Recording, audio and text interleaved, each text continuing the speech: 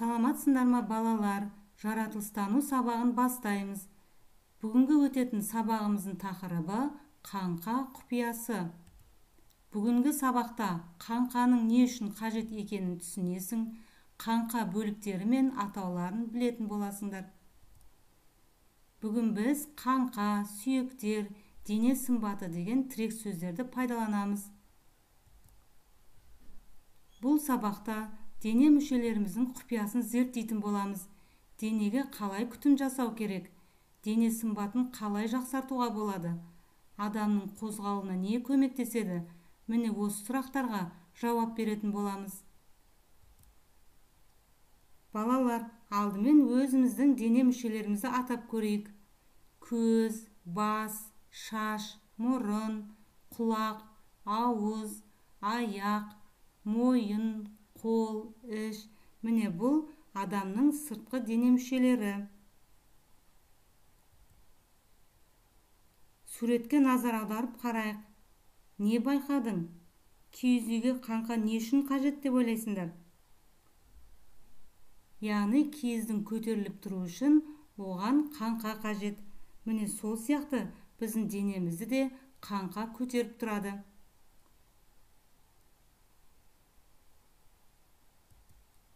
Мысалы мынау балықтың қаңқасы, ал екінші суретте бұл жылқының қаңқасы. Сол сияқты барлық жан-жануарлардың қаңқасы болады.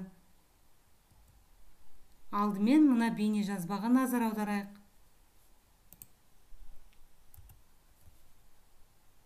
Қаңқа деген не? Қазір айтамын. Қаңқа сүйектерден құралады. Олардың біріге бәрге тізе сүйектері санға келіп жалғасады. Одан да өзіден сұрайықшы. Қаңқа негізгі міндеті денеге тірек болу. Ол жүрек және ми сияқты маңызды ағзаларды қорғайды. Адам бойындағы барлық сүйек қаңқаны құрайды. Сол себепті денемізді тік ұстап жүреміз. Бұл түсінбей жатыр. Қаңқа денені қалай ұстап тұрады? Сіздің орындығыңыз сияқты ма әке? Ағаш шыбықтар бірігіп орындықты ұстап тұр ғой. Сол сияқты ма? Өте дұрыс айтасың, Дейзи. Жарайсың. Бақшада қаңқадан құралған дағы не бар әке? Бұл жөнде ойланып көрім керек. Мен біреуін білем. Жүріңіздерші.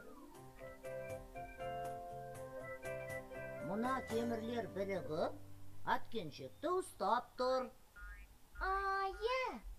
Дұрыс Оли, дәл таптың. Бұды ойнатыңдар. Ал мынау әткеншектің қабырғасы сияқты. Ол да бұды дәл солай қорғап тұр, мінекей. Алақай! Керемет, екеуің әп сәтте қаңқаның екенін түсініп алдыңдар. Тағы мысал таба аласыңдар ма, балалар? Келді!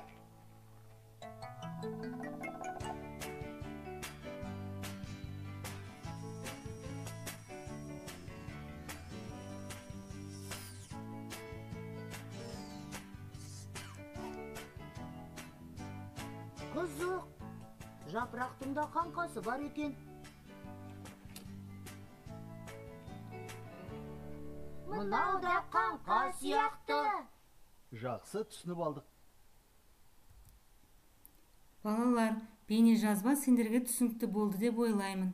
Яғни қаңқа ол адам денесін ұстап тұратын сүйектердің жиынтығы. Ол ішкі мүшелерді қорғайды, әрі денеге пішін береді. Мысалы, бас сүйек бастың пішінін береді. Қабырғалар, төс сүйек пен омыртқа кеуде қуысын құрайды. Мына суретке назар аударамыз. Адамның қаңқасы бас сүйектен, төс сүйек, омыртқа, аяқ сүйектері, жамбас, қол сүйектері және қабырғалардан тұрады. Ересек адамда 200-ден астам сүйек бар.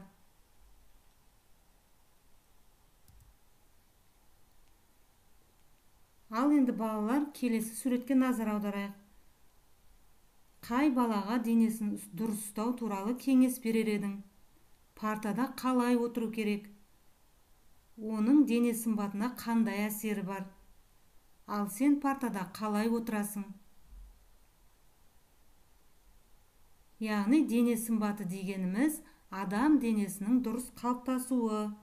Дене сымбаты дұрыс қалыптаспаса, адамның сүйектері дұрыс жетілмейді. Яғни дене сымбаты дұрыс қалыптасса, қаңқа сүйектері де жақсы жетіледі.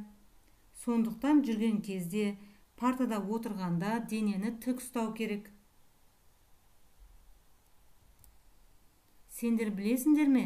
Қаңқа сүйектері мықты болады, бірақ қатты соққы алған кезде сүйек сынуы мүмкін.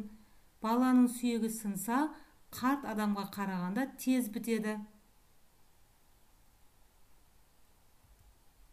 Естеріңде болсын, дене сымбатың дұрыс қалыптасу үшін арқаң мен иығыңды тік, басыңды көтеріңкі ұстап жүр.